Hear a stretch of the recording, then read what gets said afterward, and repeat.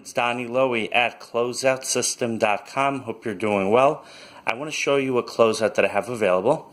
I have boxes of comic books. I want to show you what a typical box looks like from the outside to give you an idea. A box weighs about 45 pounds.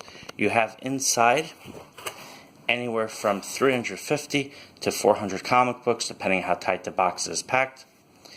Now, the comic books are mostly from the 90s and up, and they're by many different publishers. You have Marvel comic books, you have DC, you have independent titles like Valiant, Image, Dark Horse, and other publishers as well. For instance, here's a Ghost Rider comic book. If you look at the original retail, it's $1.75. Most of the comic books are in plastic, in these plastic sleeves, but not everything. This comic book is Generation X, which is a spin-off from the very popular X-Men series. Here's a Captain America comic book, number 26. If you look at the original retail price, it's $1.99. Here's another Captain America comic book. Now, every box has a different assortment, so you'll get a different selection with every box. Okay, here's a comic book.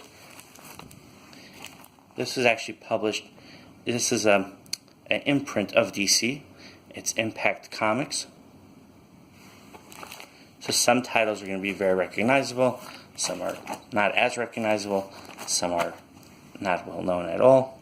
Here's a Marvel Comics What If, featuring Dr. Doom and the Fantastic Four. This comic book was published in 1990, and the original retail is $1.25.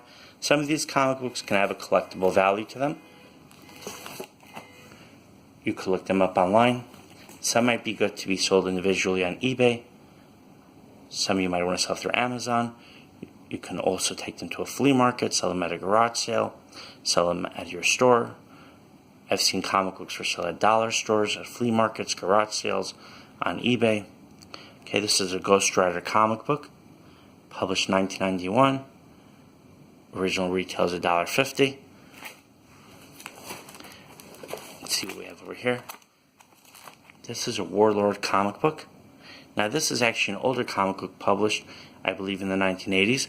Most of the comic books are from the 90s and up, and generally speaking, the comic books that are older have more of a collectible value to them.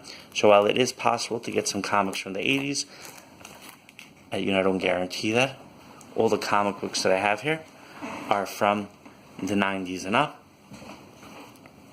This is a Ghost Rider comic book, number 6, and it has original retail value of $1.50.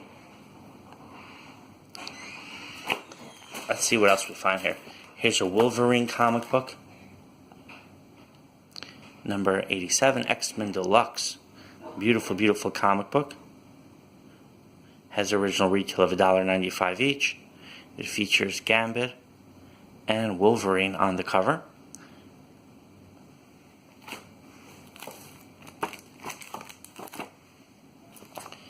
Here we have The New Warriors. It's a Marvel title, a lesser known title, but still a pretty cool comic book.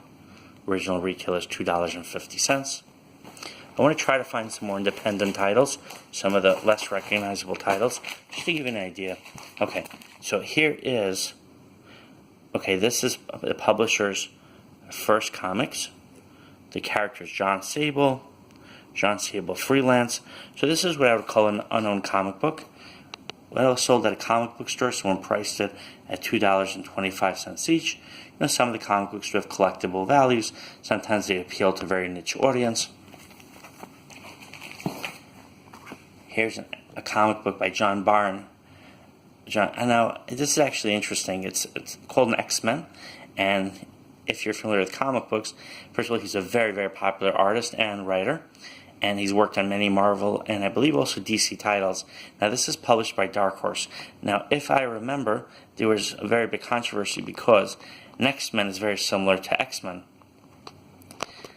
So it's a really interesting storyline, but there were a lot of collectors who love his artwork, his storytelling, and they were big fans of this comic book series.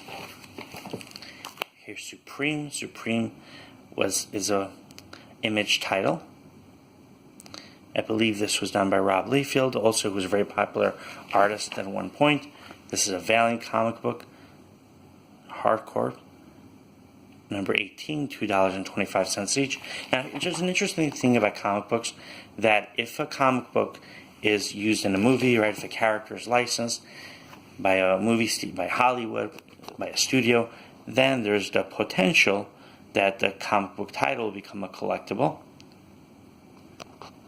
And you never know what comic book's going to become a collectible, which won't become a collectible. So if you do buy comic books, I would do it more as an entertainment item, as an impulse item,